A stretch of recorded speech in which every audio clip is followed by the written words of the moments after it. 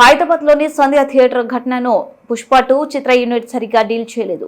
తప్పు జరిగిన తర్వాత వ్యవహరించాల్సిన తీరు అది కాదు. సినిమా కోసం ఒక యూనిట్గా పనిచేసి ఏదైనా ఇబ్బంది వస్తే మాత్రం దానికి సినిమా హీరోను బాధ్యుడిని చేయడం సరికాదు.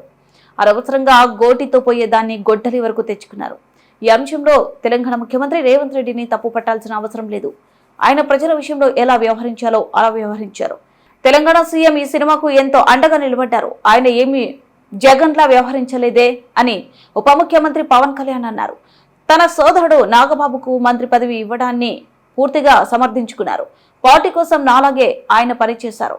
దీన్ని వారసత్వ రాజకీయంగానో ఒక కులం అనే కోణంలోనో చూడకూడదు అని పవన్ కళ్యాణ్ చెప్పారు. గుంటూరు జిల్లా మంగళగిరిలోని జనసేన ప్రధాన కార్యాలయంలో ఆయన విలేకరులతో మాట్లాడారు. ప్రతి సెకండ్ తిరిగి రాదు కదా. నాకు ఈ 6 నెలలు వచ్చిన తర్వాత సమయం సరిపోవట్లేదు. అంటే నేర్చుకోవడానికి సమయం పడుతూ ఉంది. పరిష్కారాలు ఎత్తికే లోపు ఇంకా 100 పిటిషన్లు వస్తాయి. ఈ చూసుకుని పవర్కి అంటే వచ్చేసిన తర్వాత ప్రతి సమస్యకి ఒక పరిష్కారం ఉంటుంది. పాపం నిజంగా చాలా ఆశించి వస్తాడు. ఎవరు సేను మోటివేషన్తో చాలామంది ఉన్నారు పాపం చేయడానికి. అఫీషియల్స్ వీళ్ళందరినీ కోఆర్డినేట్ చేసి నాకు అనిపించింది ఏంటంటే క్యాబినెట్ మీటింగ్స్లో ముఖ్యమంత్రి గారు చెప్పే పరిస్థితులు కానీ ఏం లేదు. We need a good motivated leaders. నాకు అప్పుడు తిరగడం వల్ల నాకు ఏమనిపించిందంటే మళ్ళీ ఇప్పుడు సపోజ్ మనకి ఇసుక ఇష్యూస్ కానీ అంటే we want to give we're committed to give a very good governance, very clean governance, accountable governance. So ఎంత ఇక్కడ కూర్చున్నా కానీ ఆఫీసులో కూర్చున్నా కానీ క్షేత్రస్థాయి పర్యటనలు చేస్తే వచ్చే శక్తి వేరు. సో నాకేమనిపించింది మన ఎస్పెషల్లీ నేను పంచాయతీ రాజ్ తీసుకున్నప్పుడు 70% మనది అగ్రేరియన్ సొసైటీ కాబట్టి పంచాయతీ మీదే ఎక్కువ ఆధారపడి ఎక్కువ జనం కూడా పంచాయతీల్లోనే ఉంటారు. డెవలప్మెంట్ అంతా పంచాయతీల్లో ఉంటాయి. సో నాకు అది ఒక వరంగా భావించాను. సో నేను వెళ్ళి చూద్దామని మాట్లాడుతున్నప్పుడు నాకు అనిపించింది ఏంటంటే దాని నుంచి నెక్స్ట్ లెవెల్కి ఏమనిపించిందంటే ఇదే camp office make shift camp office లాగా పెట్టుకోవాలి.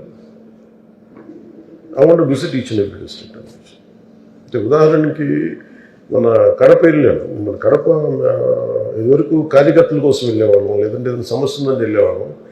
ఇప్పుడు పని చేసుకుంటున్న ఆఫీషియల్స్ మీద దాడి జరిగితే నాకు మొట్టమొదటిసారి నాకు అనిపించింది మన కడప జిల్లా రాయచోటి గాలివీడి మండలంకి వెళ్తే అన్నమయ్య జిల్లాలో గాలివీడి మండలంకి వెళ్తే అంటే జనరల్గా ఏముంటుందంటే పర్సెప్షను అక్కడెక్కడ ఉంటారంటే కన్సర్న్ మినిస్టర్ వాళ్ళని ఇక్కడ దాకా వస్తారు అని స్థానిక నాయకులకి ఒక ఇది ఉండదు, నిర్లక్ష్యం ఉండదు. అది నేను బ్రేక్ చేయడానికి అది చిన్న ఏ స్థాయి ఉద్యోగాన్ని కాదు కానీ అంతకంటే చిన్న క్లాస్ 4 ఉద్యోగం జరిగినా కానీ ఆ స్పందన అలాగే ఉండేదేమో అని అనిపిస్తున్నాను. సో నాకేంటంటే మేము ఉన్న very clear cut message to people. Pro development మీద ఉన్నాం. దీనికి ఎవరు అడ్డం చేసినా కానీ ఎవరు అడ్డంకులు కలిగించినా విల్ బి వెరీ స్ట్రాంగ్.